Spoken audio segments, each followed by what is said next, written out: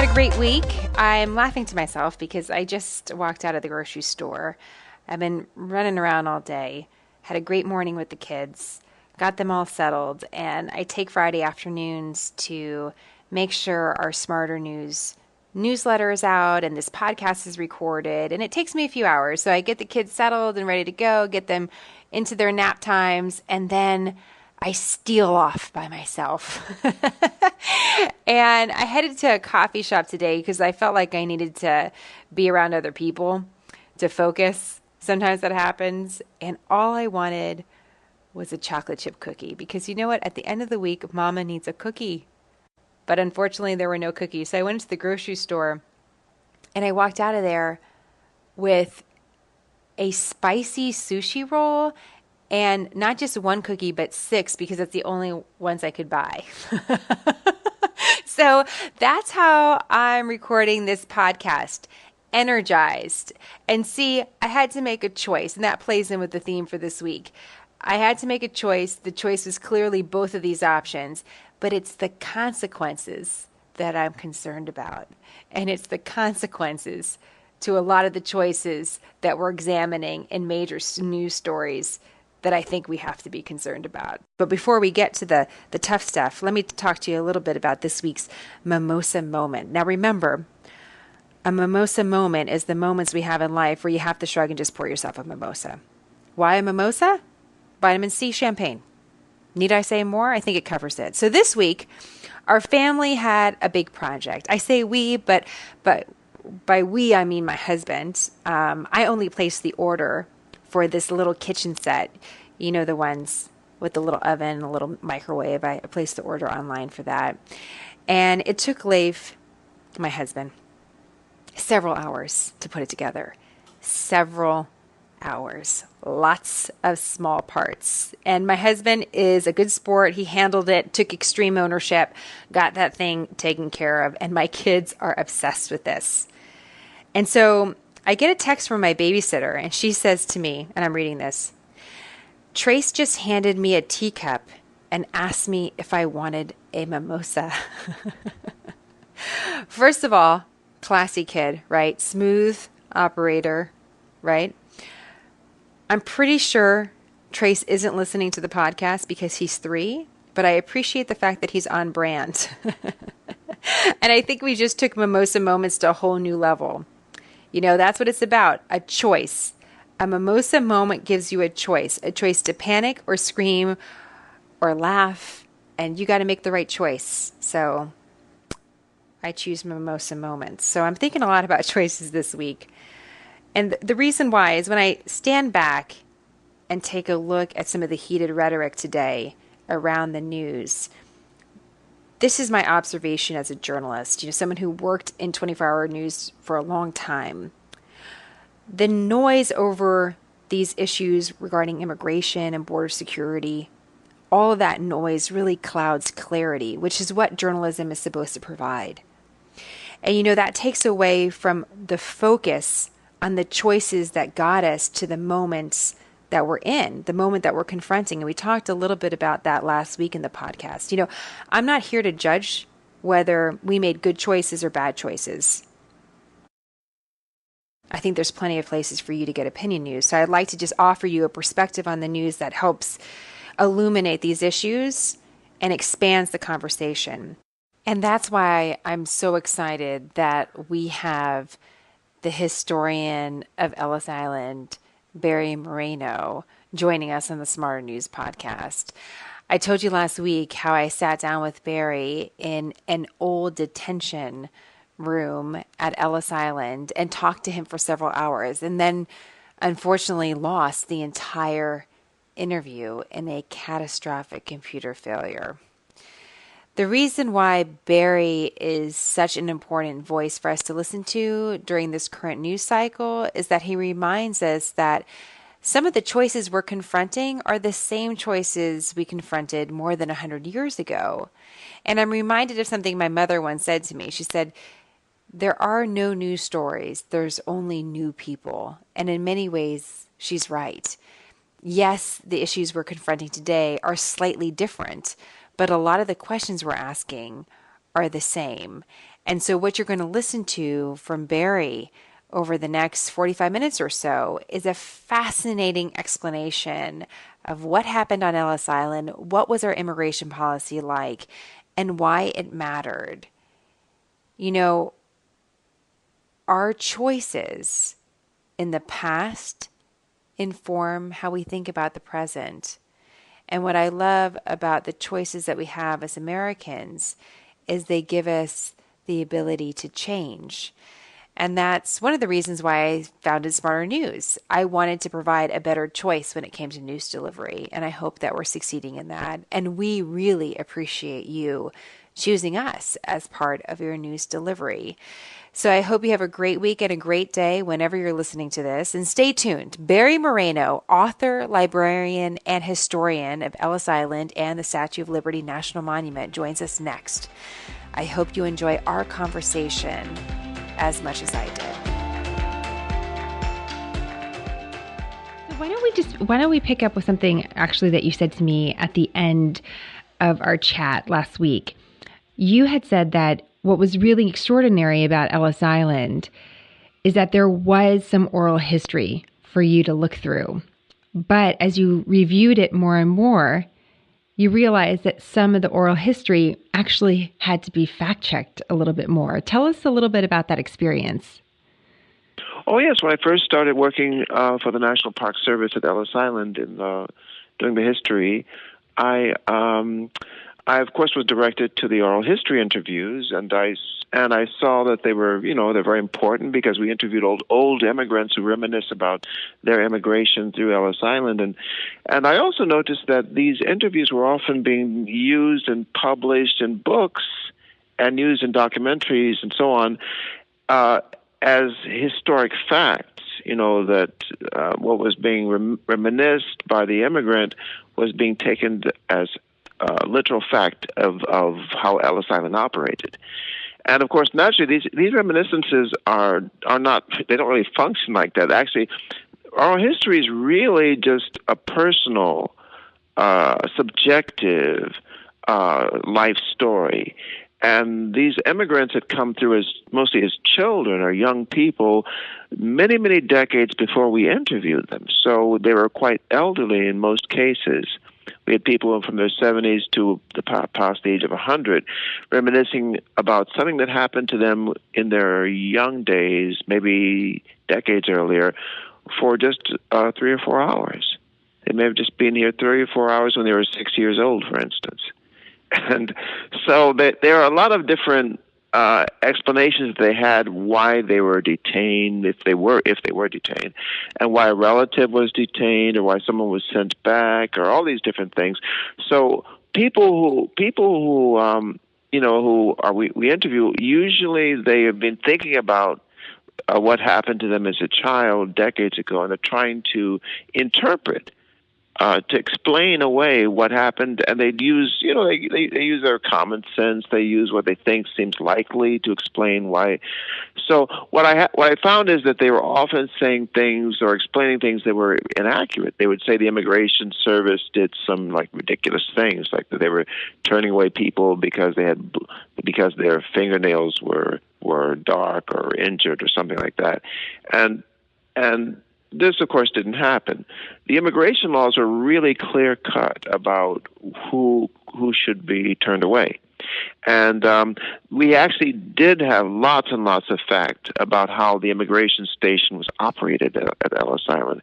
I mean, we had documents from the immigration records, we have detention records, deportation records, we have all kinds of records, including the schedules of federal laws that were passed for which Ellis Island operated under those laws, and so we actually were able to find out from other sources accurate historic causes of detention, deportation, etc.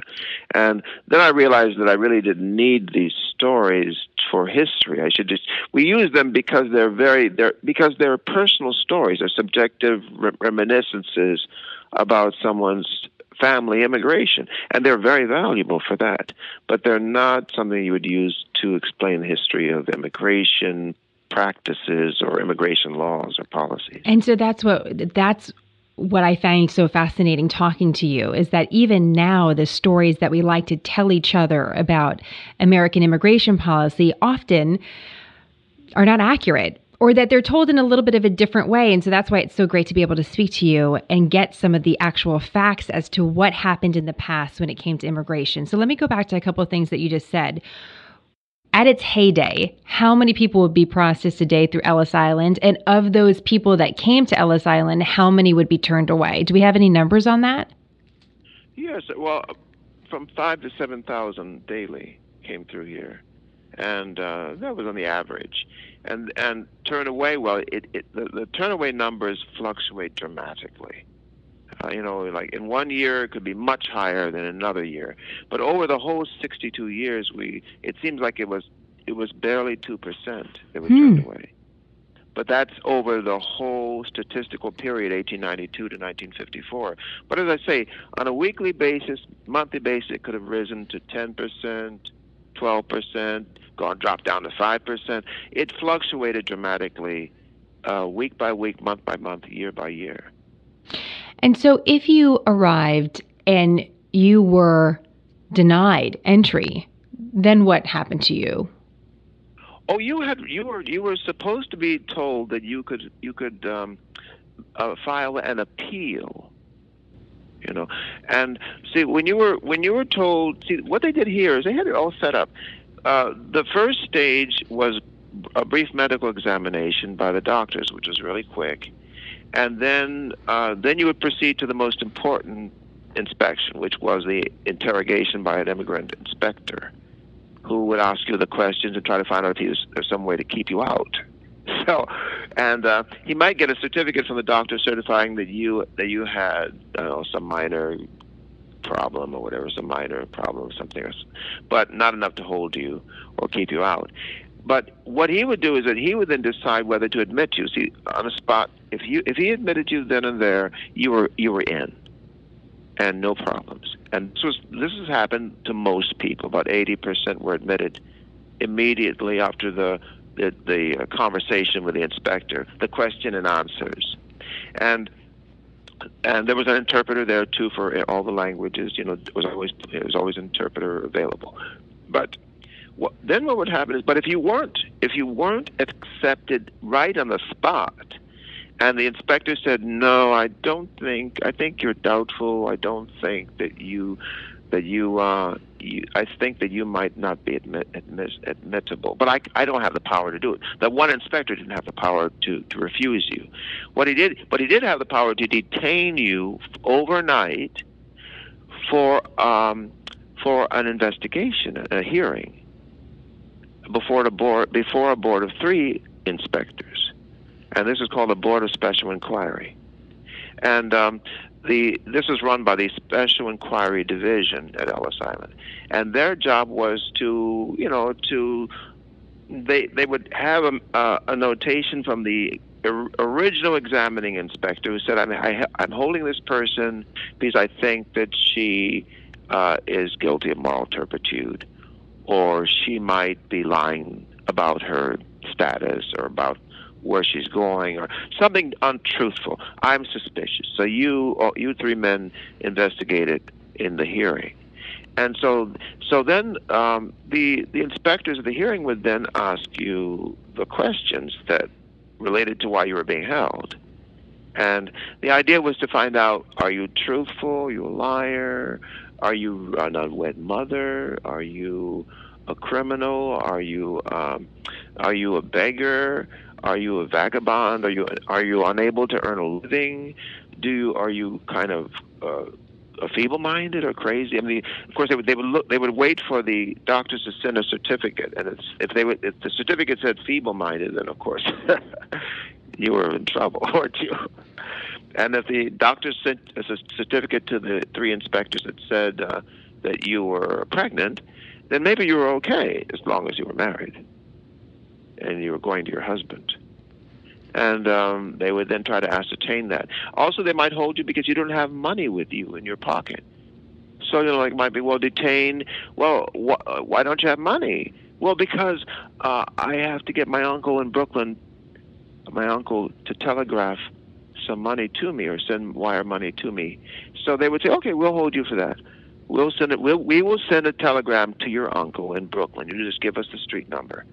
And if he shows up in a day or two, then with the money, it's okay. And if not, then what would happen? So let's use me as an example, Barry. I mean, clearly of high moral standards, but let's say I did not have them back in the 1900s and I show up by myself.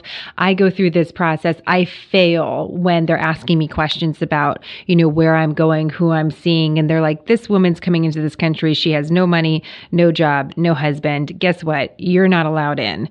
Then would I be put back on a ship? Would I have to pay? Or unless you had, but remember, you would be a sly immigrant. Immigrants are very smart.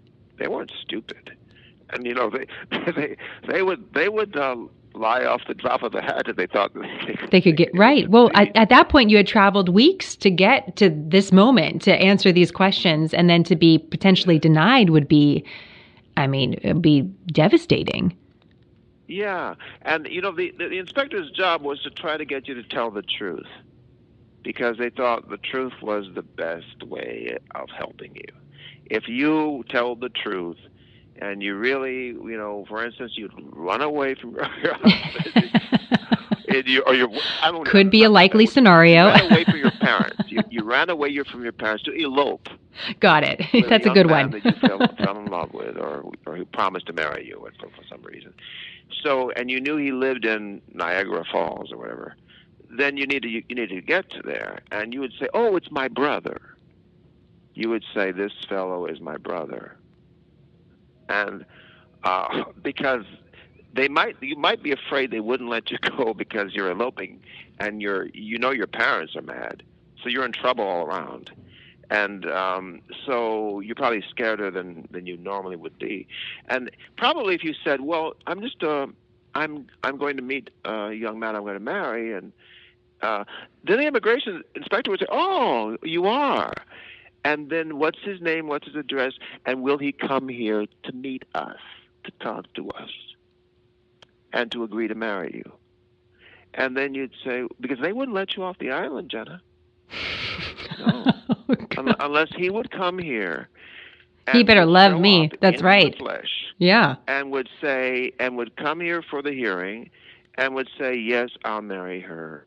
And then they would say, "All right, then here's a document called it's a promise to marry, marriage document," and they'd have you both sign this document, and then they would take you and the young fellow to actually there was in 1890s they had priests here and ministers, and they would have you get married. Oh my goodness.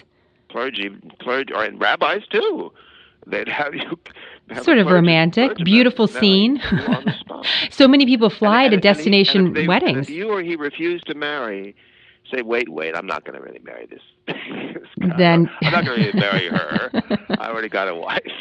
So if it was like that you would come to the point you refuse at the last minute, then it would be okay, back on the ship. So then that brings up an interesting question. If that happens, my heart's broken. I'm not getting married. I'm not getting into America, but I have no money. Does that mean that the federal government is going to pay my way back to Italy, where my ancestors are from? Would they have paid my way, or what would have happened? No.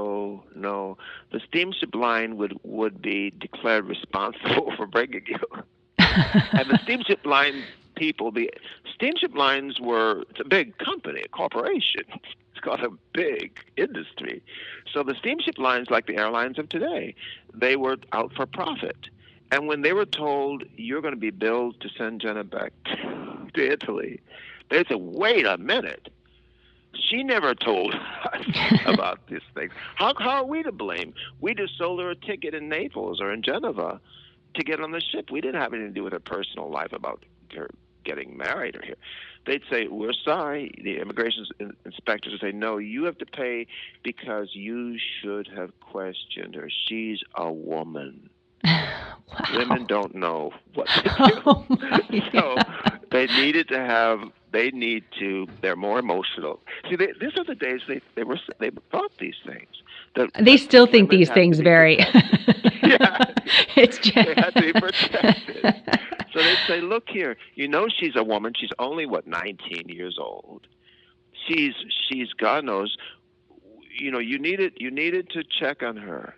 And so regarding the steamship company, when it came to payment of an immigrant coming into America, was there a payment to come in that an immigrant had to hand over in order to be processed? And was that part of a separate payment to the federal government, or was that part of their ticket for getting on the steamship? It was a part of the ticket. There was a payment, and that was part of the ticket price when you bought it in Europe. So you'd buy your ticket, and you didn't even know, but the 50 cents extra in that ticket was to pay off the United States government. That probably added up pretty quick. Yeah, for immigration processing. Mm-hmm. So, and even if you were turned away, that the government could still keep the... So what was why did Ellis Island, clearly the way that we travel changes, immigration patterns change. Was Ellis Island closed down as an immigration processing center because it was simply too expensive to operate at one point, or was it just not effective anymore? It was too expensive. It was a waste of money, and it really wasn't effective anymore, or seen as effective by the new Eisenhower administration. We had a new president that came in 1953, Dwight Eisenhower, and he ordered Ellis Island closed in 1954, the next year, but there had been already talk for some years prior to that about closing it. In fact, there had been talk as far back as the mid-1920s about closing Ellis Island, but there'd always been a reason to keep it open. That the interesting thing about the island is that you must remember the island is 27 acres, and it contained about 35 buildings by the time most of the construction was finished in the 1930s. So it was a large institution. It was a large federal installation or compound, and it had, therefore there were a lot of bills for maintenance, repair, keeping the electricity going, functional reasons, utility reasons that made it expensive annually, like any big installation. And as long as that there were either a lot of immigrants coming, thousands, hundreds of thousands annually, or if there were really sensitive cases, like enemy aliens, deportees, like there are illegal entry cases. In other words, a lot of people being arrested and brought to Ellis Island for being held. As long as there were enough people being held, even though they were still not completely populating the place. The place still had lots of buildings, but as long as there were a lot of sensitive cases, sensitive deportation cases, or as I say, enemy alien cases or espionage cases, then Ellis Island was seen to be valuable and useful because of its isolation and its security, because of that isolation. And that's how it kept Ellis Island remained open in the Second World War. So because it was so useful for the thousands of men and women that were arrested by the FBI. Or brought here by the United States Armed Forces as prisoners of war. When someone was processed through Ellis Island and they were allowed in legally as an immigrant to America, were they allowed to stay indefinitely? And would they automatically have a pathway towards citizenship for being legally allowed into the nation? All right. Well, that was the reason. I'll tell you what. It was yes. Not for so much the citizenship part, but certainly that they were allowed, and they became legal residents. They were legally in the country. They could become a resident in any community anywhere in the United States of America. And what about their children? Were their children also just legal residents if they were born here, or would they be considered a New Yorker or an American if they were born? Well, if a child was born in Europe, abroad, in some foreign country, the child was still a foreigner, even if it was an infant. Sure. But if a child was born in the United States in the new residence, of their parents, then the child was, or in the whatever city or town or farm or wherever, of their parents, then they would be U.S. citizens by birth, of course. Now, if their child was born in Ellis Island, it was another story. They didn't get it? Yeah, if a child was born in Ellis Island, then the government contended that they were aliens, that they were citizens of the same. They had the same citizenship as their father and mother. And how many children were born at Ellis Island? We're not really certain about how many, but it's been estimated to have been about 350. Wow. Yeah. What timing to arrive into the world? There probably were more, but that's just an estimate. Who could be turned away at Ellis Island? What were the rules for that? Well, that's the thing about it, is the rules they actually increased as the years passed by. When Ellis Island first opened in 1892, the immigration laws, the new law of 1891, which had just been passed a year before, that was that was the central immigration restriction law when Ellis Island opened its doors. And this law barred the immigration of, for instance, people who were immoral, like prostitutes, or who were criminals, convicted criminals, or who were, like people who were paupers, beggars, professional beggars who had no money and who just didn't seem to be able to be able to take care of themselves in the new country. And also people who couldn't earn a living because they didn't have the ability to function in their job that they claimed they could do. Like if I said I was a farmer, but if I had tuberculosis or if I have severe asthma, it's not likely I could be a very good farmer. So they would have questions about whether I could really earn a living in the profession or occupation I claimed to have ability in, and that might cause a person to be turned away if they thought you were incapable. Also, diseases and illnesses, certain kinds of illnesses like lunacy. Anyone who was insane was barred from immigrating.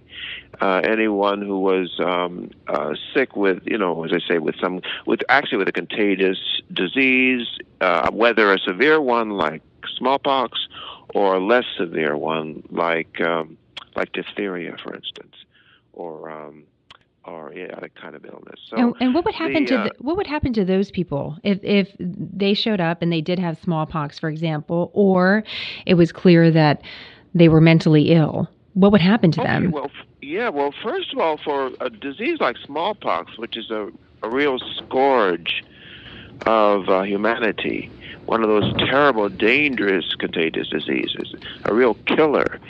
And that kind of disease, of course, was dealt with by a different agency. It was not dealt with by immigration at all.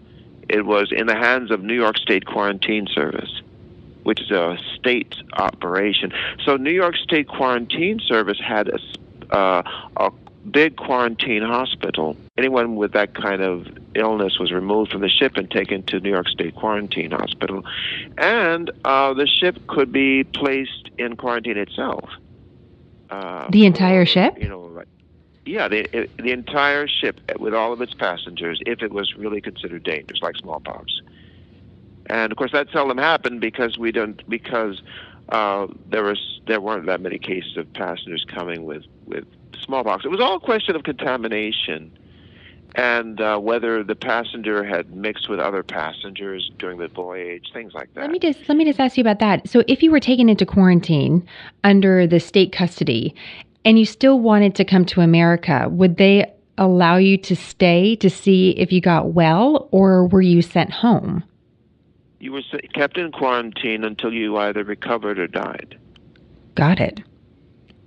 Wow.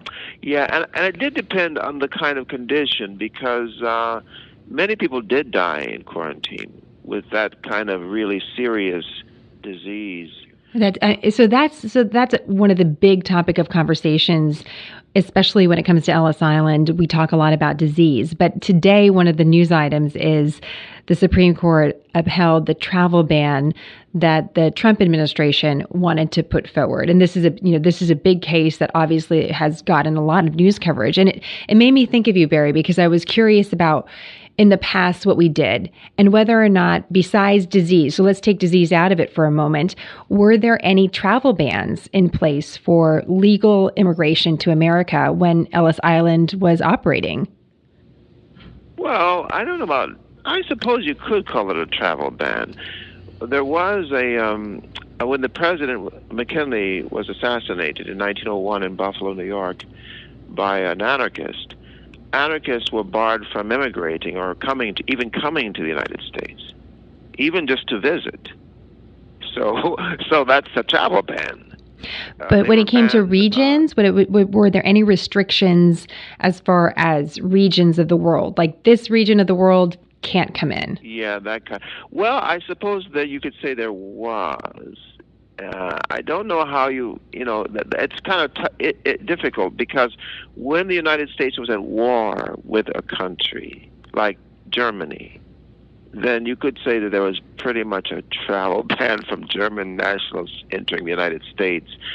Except, I would say that I don't know if it was a ban, but it was like this: if you were German and you arrived in the United States after the U.S. was at war with Germany, then you were subject to detention and investigation.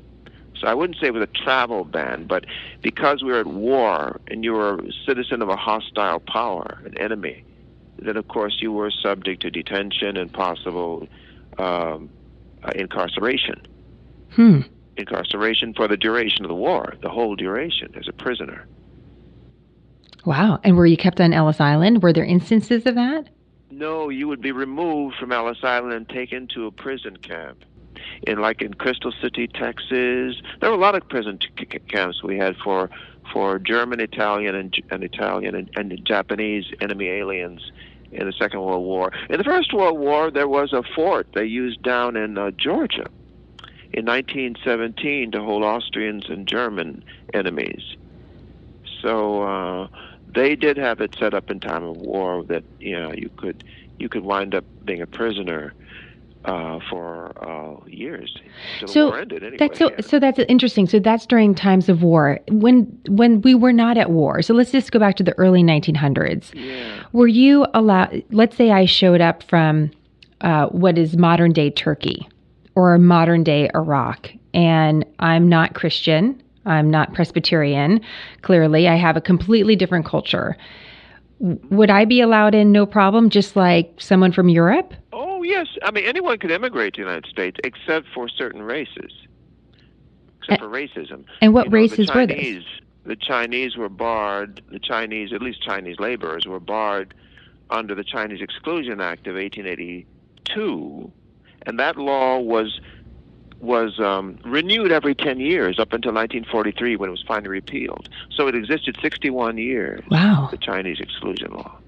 And that did impact, because most Chinese immigrants were coming as laborers. It wasn't like only some of them were coming as laborers. When they passed this law to bar Chinese laborers, they knew that was very effective in barring almost all Chinese.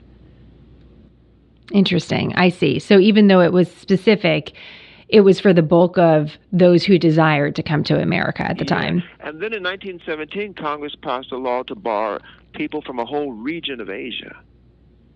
So they decided that anyone who came from any country in Asia east of Iran was inadmissible if he or she was of the Asiatic races, the native races of Asia. I'm not talking about like an Englishman or an Englishwoman coming from India. I'm talking about an Indian person coming trying to come to the United States. That person would be barred from even entering the United States unless it was just as a visitor. And why was that? If you were coming. Yeah, the idea was that the U.S. had this idea of, it was all racist. The idea was that first of all, Chinese shouldn't come because they can never become citizens. And because all the people of the so-called yellow races, as they called them in those days, were completely forbidden to ever become citizens.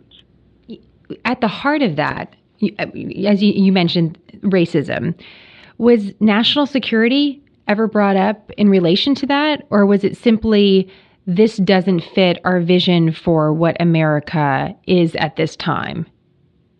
I think you're right. It didn't fit the vision of the people of that generation. Okay, so now let's go back to Ellis Island as during the height of its glory, if you will. And something else that you said right at the beginning of the interview, which is that someone could be processed through Ellis Island in 3 to 4 hours. That was a question that one of our listeners wrote to me about, because one of the arguments, she said, against legal immigration is that it's not fast enough and it's very expensive. I mean, those are some of the criticisms now to our legal immigration system. But can you tell us a little bit about what that was like during Ellis Island times? Was it expensive? Was it slow? What was it like? Well, I'll tell you, it was very quick. It was a rapid thing, and it needed to be that rapid. And it was also a new thing for the federal authorities. The federal authorities had never directly handled immigrants face to face ever before. And so they didn't. All they had, the only reference they had was the old state of New York immigration operation at Castle Garden, which had closed in 1890. And at Castle Garden, the New York State clerks had just, questioned you and written down your replies in a ledger. And it was fairly casual at Castle Garden.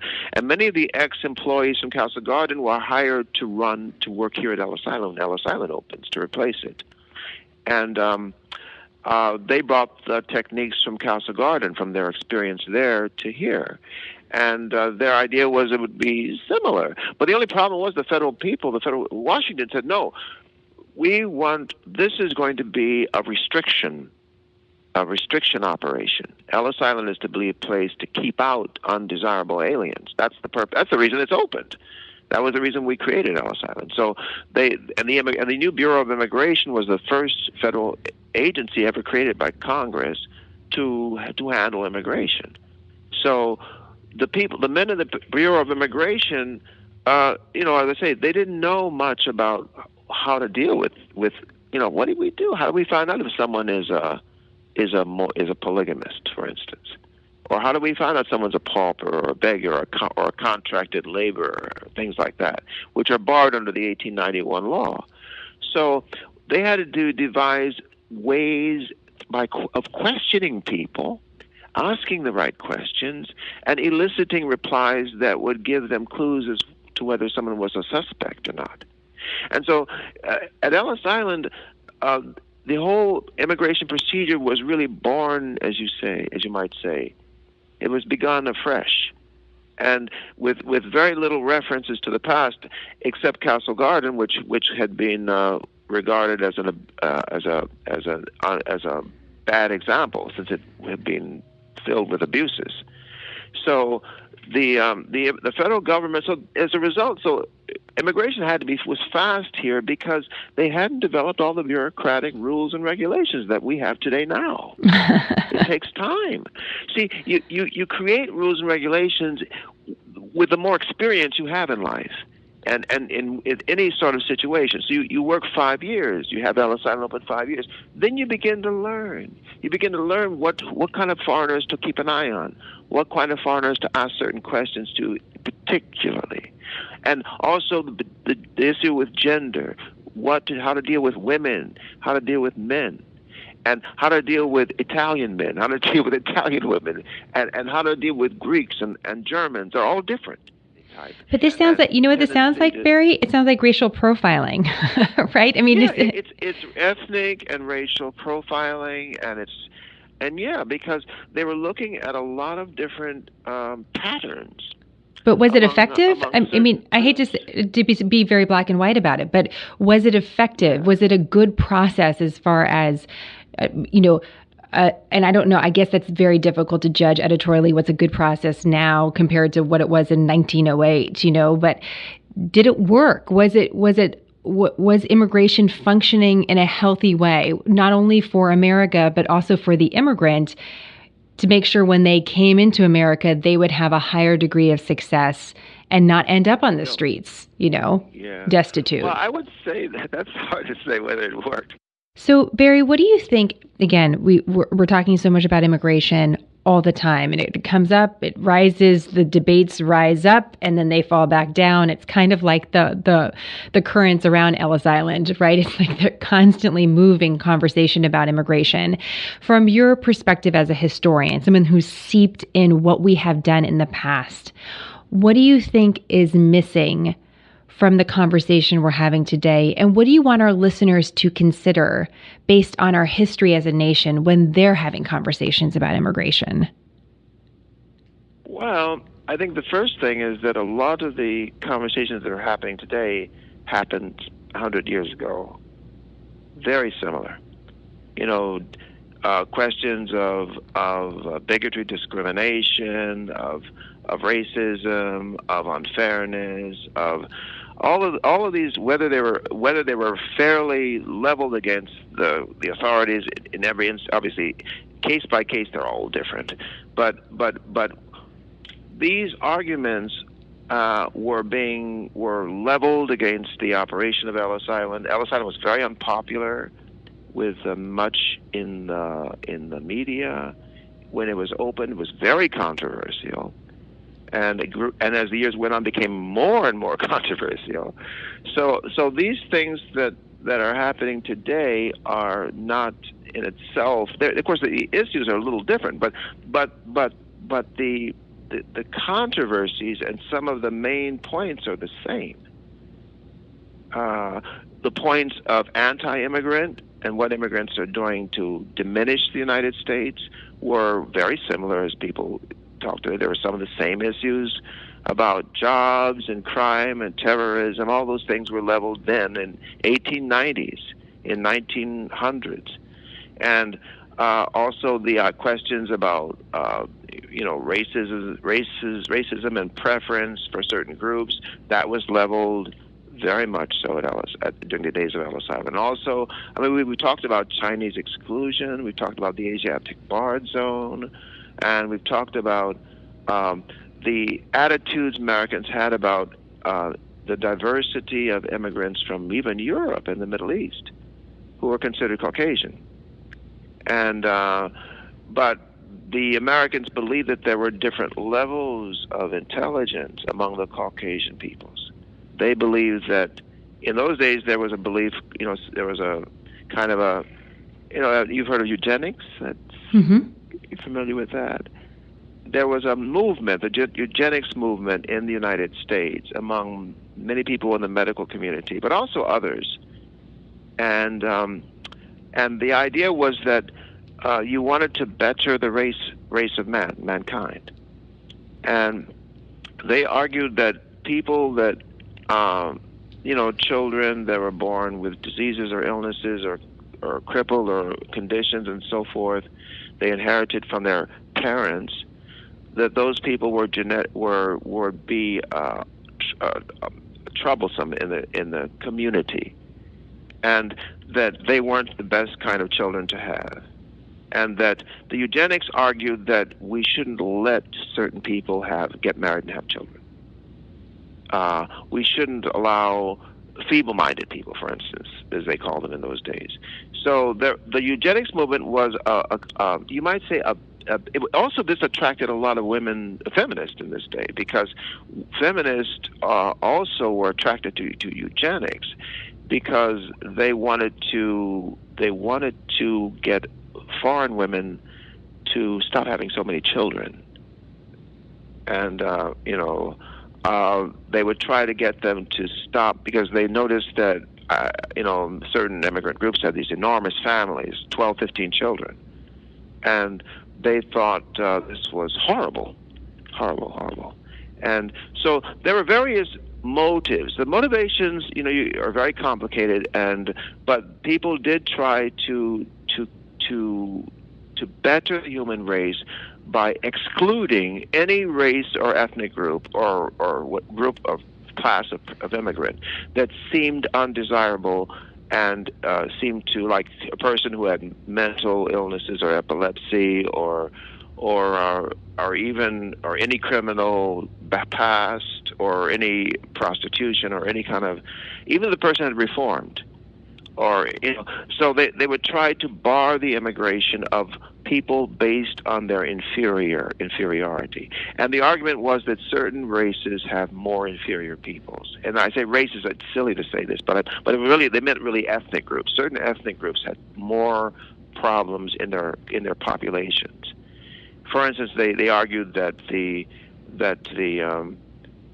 there might be a drinking problem with certain European types of nations like Poland or Ireland. So they might say that alcoholism is too much of a problem. So they would argue against, and they might say, well, maybe it's the Catholic that's the alcoholic, but not the Protestant. And so there are a lot of biases, and they so really when you look back to the days of Ellis Island, you see a lot of the similar issues and arguments that, and just as violently debated as today. And why don't you think we've resolved those? Why do you think we get caught in that same conversation, just in different ways? Well, because generations come, people have the same problems. People have the same challenges. People have the same same things irritate or provoke people. Either against something or a reaction. So people react a lot. It's just human nature to react to something that you feel passionately about, whatever way, depending on how you are, depending on your background, depending on your education, your family, and your values. So some people have conservative values, some people have liberal values, some people have whatever, extreme values in all sorts of ways, or different values, or just mixed values. So they all react differently. Sure. Well, I'm sorry to interrupt you, but one of the things I walked away, as you mentioned, there's so much diversity of thought, right, in America. But one of you left such an impression on me when we were speaking last about how our views, regardless of what political persuasion we align to, but our views as American citizens have changed dramatically in how we feel about the federal government and how we feel about the federal government being involved in an issue like immigration, and that role is relatively new. And I'm curious if you could just share a little bit of that before we wrap up. I think it's really fascinating. Sure. Yeah. Well, certainly this world in which we live in, with a massive governmental structure, massive bureaucracy, and people turning to the government or referring to the government to solve all issues and problems in the community, this didn't exist when Ellis Island opened. The federal government was very small and kept it to its place. The states of the Union regarded the federal government's interfering with their state policies to be a ridiculous thing. They would not tolerate it in those days.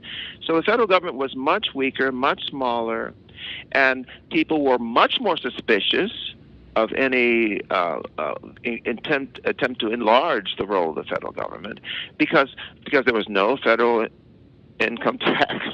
In those days, the federal government was only known to most people just mostly through, the elections, the federal elections that happened periodically, and also through the post office, the postal worker that brings your mail, the letter carrier, and also through the armed forces. They knew that there were forts in certain parts of the United States, and so which was to protect you of the United States from an enemy attack. And so the idea of the government was that it would protect you from enemy attack. It would keep the nation together and safe. It would maintain the justice system at the federal level.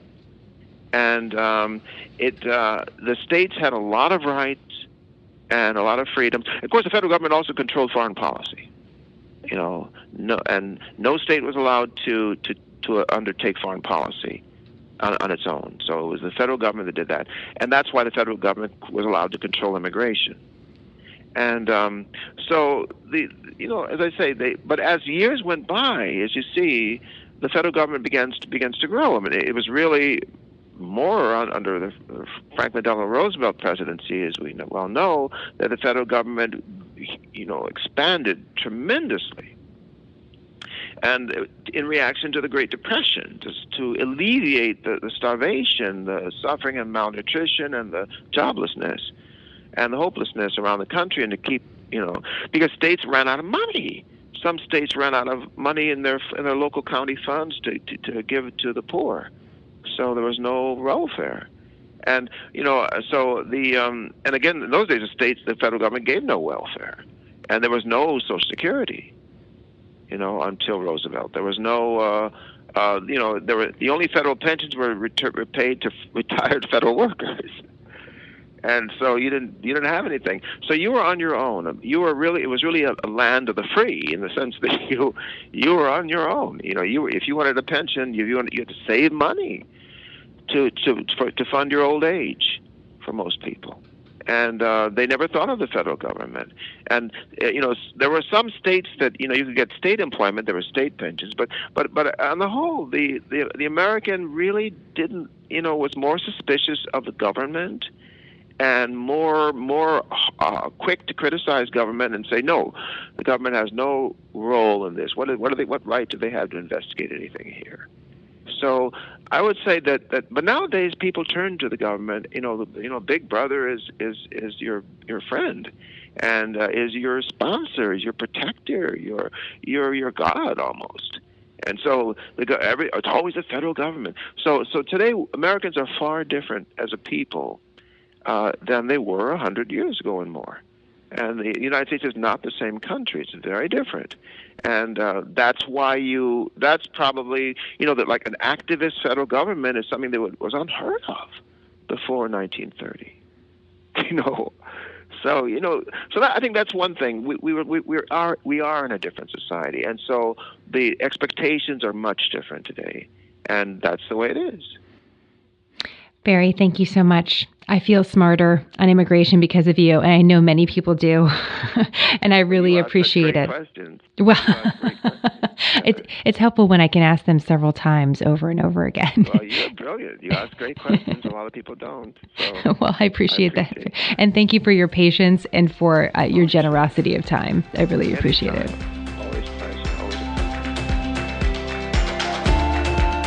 Hey guys, hope you enjoyed that conversation with historian Barry Moreno. I have something really exciting for you for next week for the 4th of July. It's an in-depth look at the moment when America almost lost it all before it began. I'm just going to leave you with this.